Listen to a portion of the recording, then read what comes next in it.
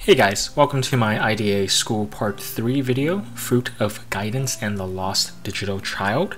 In this update, I'm going to be covering over the Another Eden version 2.1.1, which is quite a significant patch. So without further ado, what is new in the game? Well, they added the final chapter of the IDA story saga, which comes with Part 1 and Part 2. So at the time of making this video, they've only released Part 1, but I'm going to include all the parts. And they've added new characters to the dreams, Hismena and Mariel Another Style. There's also a new character that is very worth the investment if you want to get one of the best free supports in the game if you complete the IDA Part 3 story. And they also included a Sky Lessons token encounter, a guaranteed IDA student unit at the very end of the row, so you can possibly get the new Hismena unit without paying anything.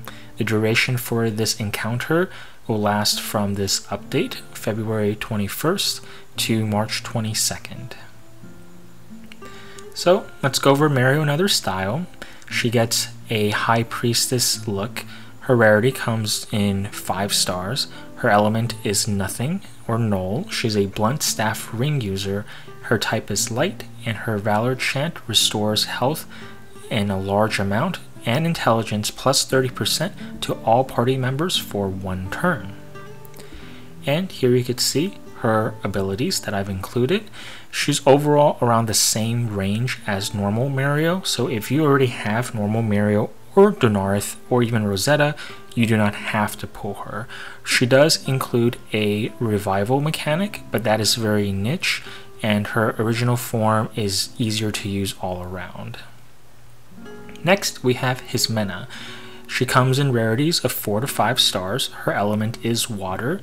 She's a piercing lance bango user, and her type is light. Her Valor chant, the spear will lead the way to the future. Water type pierce attacks on all enemies large, and physical resistance down by 20% for 1 turn. She's actually going to be the hardest hitting water physical unit in the game for a while, so she is very much worth pulling if you like her design and need a water DPS unit. You can get her Brionac Tome in Industrial Ruins very hard. Here are also her abilities and a recommended spear for use for her. Her most well-known skill is the Rosa Azul. You can set up with a Paraggio Azul by buffing her critical rate by 70% for 3 turns into the Rosa Azur, which locks her into a 3-turn attack rotation, which doesn't consume any more mana outside of the initial 100 mana usage. And finally, we have Menna. She only comes in rarity of 5 stars. Her element type is null. She's a piercing bow ring user. Her type is light, and her Valor chant, "Look, I'm here," reduces the mana cost for all allies for 1 turn. And on this slide, you could see her abilities.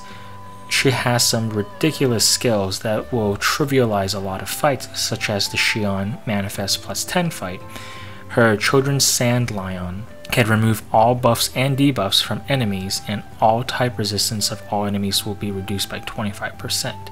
She also has a decent healing skill with Practical, and a lot of buffing skills from Gavian to Crown and Phaedra. So overall, she is the best support unit in the game, which is given for free by Right Flyer Studios. You just need to be able to complete IDA Part 3.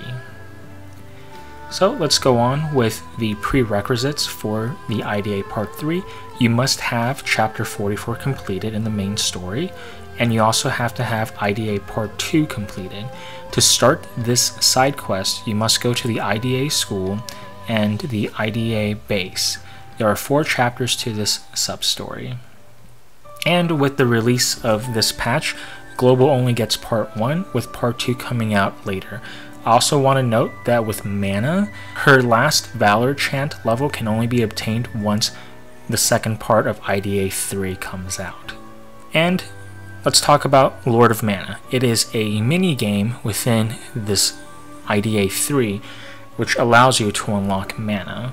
So if you want to log into this game, you must visit the dormitory in Aldo's room, and you get to select 3 different types of jobs for Aldo. It's recommended from the Japanese wiki site to go for archer or sorcerer, since they have a stun on the whole team with a high probability to make things a little bit easier. And the idea of Lord of Mana is it's just like an RPG all over again. You start from level 1, you defeat enemies to gain experience, level up, and then you use AP to choose new skills to power your character up.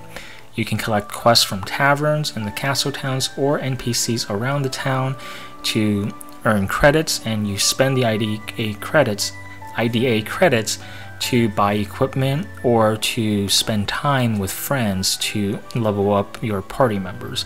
You can obtain friends and they'll follow you along in your journey. You can also collect mana scrolls, which can be given to the female NPC on the right side of the reception desk for experience as well. And to rank up your friend to rank 3, it requires 10,000 friend points. You can expedite this process by spending time with your friends using the IDA credits to do activities with them. And you can invite your friends to your party by going to the right side of the castle town. Next, we have friends' locations. I have here on a few slides showing you where they're at. As you can see, a lot of the IDA themed characters are added in as playable NPCs, along with some other generic looking NPCs as well. I do want to note that for Shark Fin, I will also include a visual guide for all the 30 locations to find these bugs. And according to the Japanese wiki site, it is recommended to get the Operator, Sorcerer, Occult Reporter, which is also a Sorcerer, Foran, who is an Archer, and the Belly Peko Teacher, which I'm sure will be a different name on the global version, which is also a Sorcerer as well. And here we have the Bug Collection Turn-In location. You can find it in Shark Fin's room on the terminal to the right. And finally, for the next few slides, I will just show you guys where the location for all the bugs are at. Once you've collected all 30, you can finally turn them in and collect Shark Fin, who is a very high stat party member that can help you on your journey to complete IDA 3 even easier, or for those that want to have a completionist mentality to collect all the friends in the game. So yeah, with that said, this game provides with a very significant story update in my opinion. IDA 3 was highly desired in the Japanese crowd. It took them a while, and the development for this side story was so big that they had to split it into 2 during their development cycle. So I hope you guys enjoyed this video. Please give it a thumbs up if you would like to help get this video up the YouTube algorithm so more people can have this guide to help. Anyways guys, thank you for watching. I hope you guys have a wonderful day. Take care, and I'll see you guys in the next one. Bye bye.